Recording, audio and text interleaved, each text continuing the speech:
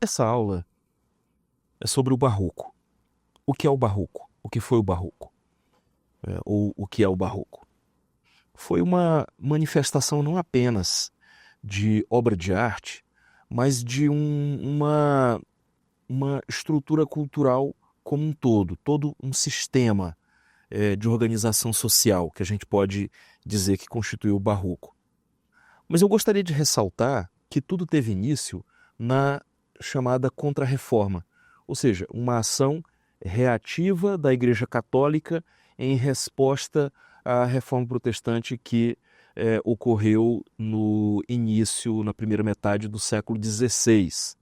Eu poderia dizer entre 1517 com Martinho Lutero até 1542 ali com Henrique VIII na Inglaterra, e que depois foi se espraiando principalmente nos Estados Unidos, quando ocorreu no início do século XVII, após 1622, a formação das colônias inglesas na América, que depois se tornaram os Estados Unidos. Aqui temos essa imagem do Concílio de Trento, que foi uma das respostas, o início da tentativa de reação aqui contra a Reforma Protestante, que ocorreu na cidade de Trento, no norte da Itália, entre 1545 e 1563. Desse concílio saíram várias posturas novas dentro da igreja. A criação de seminário, a confirmação do celibato e a Companhia de Jesus, dentre vários outros dispositivos. Aqui, em 1575, portanto, final do século XVI, temos aquilo que o historiador da arte, o Gumbrich, identifica como sendo o início do renascimento cultural. Desculpem, o início do estilo barroco. A igreja de Il Gesù, Roma, Giacomo della Porta, muito dependente ainda do renascimento cultural, as platimbandas, esses pórticos aqui, lembrando as construções romanas, essas imitações em relevo aí de pilares gregos, né? Então, ainda temos uma dependência muito grande do estilo que caracterizou o renascimento cultural. Mas aqui já era o ensaio do Barroco. 1599, 1600, portanto, já na transição aqui do século XVI para o século XVII, a Pietà, uma das Pietà, essa aqui de Annibale Carracci. Aqui vemos o drama, o movimento, o tema cristão, e aqui já vemos uma encenação do drama que marcou severamente a cultura barroca. A cultura barroca ela está dependente de uma posição que poderíamos hoje chamar de binária, né, entre o céu e o inferno, o pecado e a virtude, o mosteiro ou a taberna. Então é sempre um drama incessante e na arte é colocado numa espécie de movimento inevitável que tanto caracterizou. Aqui 1602 ou talvez 1603, Tomé, o Incrédulo, de nada menos que Caravaggio, né? Podemos ver a vivacidade, o movimento, a proporção, o retrato fidedigno, as cores, o pano de fundo escuro, a valorização das faces, muito barroco, a encenação de um drama, nada menos que São Tomé incrédulo, enfiando o dedo na chaga de Cristo.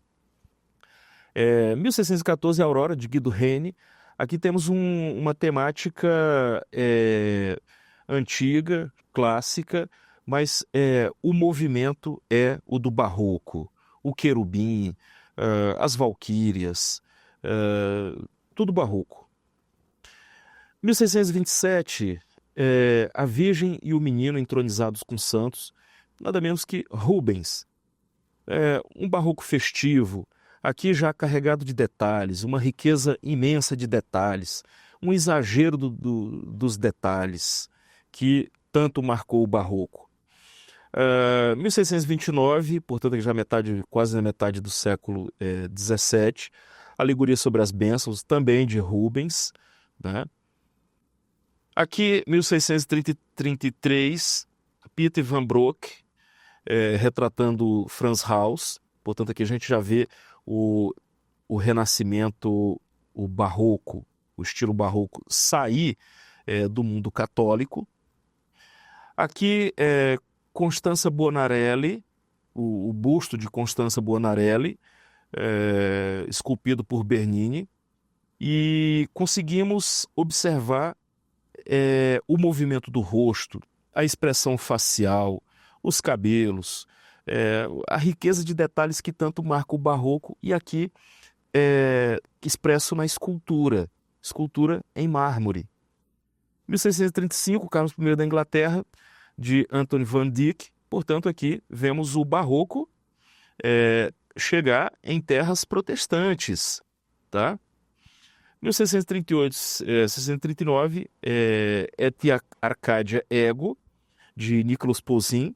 Então, temos aqui uma temática clássica, né? E o estilo barroco.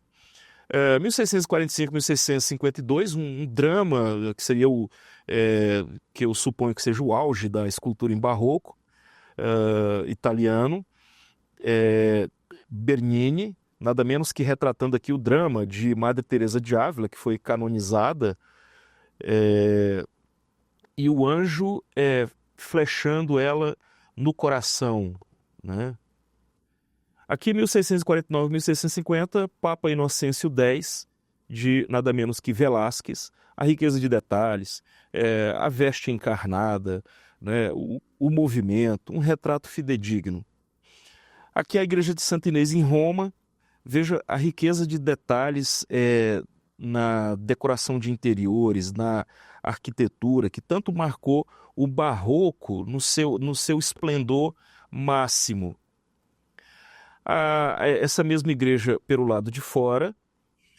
Aqui Rembrandt, novamente, com essa riqueza de detalhes aqui, o barroco retratando muito bem a estrutura que tanto caracterizou o absolutismo. E aqui o auge da expressão do barroco no Palácio de Versalhes, em sua concepção monumental, né, pelo tamanho. Aqui o barroco numa versão pouco característica, que seria um tema clássico, não teria aquela riqueza de detalhes. E aqui o culto do nome de Jesus, de Batista, aqui uma cúpula do teto de uma catedral. Novamente aqui essa riqueza de detalhes, essa encenação, o movimento, a alegoria. O interior de uma igreja, da igreja do mosteiro de Melk, né? A riqueza, o mármore, essa profusão de detalhes aqui em ouro. Aqui o banquete de Cleópatra, e aqui eu vou chamar a atenção para vocês sobre a decadência do estilo do barroco, 1750, pintado por Batista. Aqui vemos o rosto grotesco, as formas pouco rebuscadas, né? 1750, decadência do barroco na Europa. E aqui, 1800, 50 anos depois, as esculturas de Aleijadinho em Congonhas.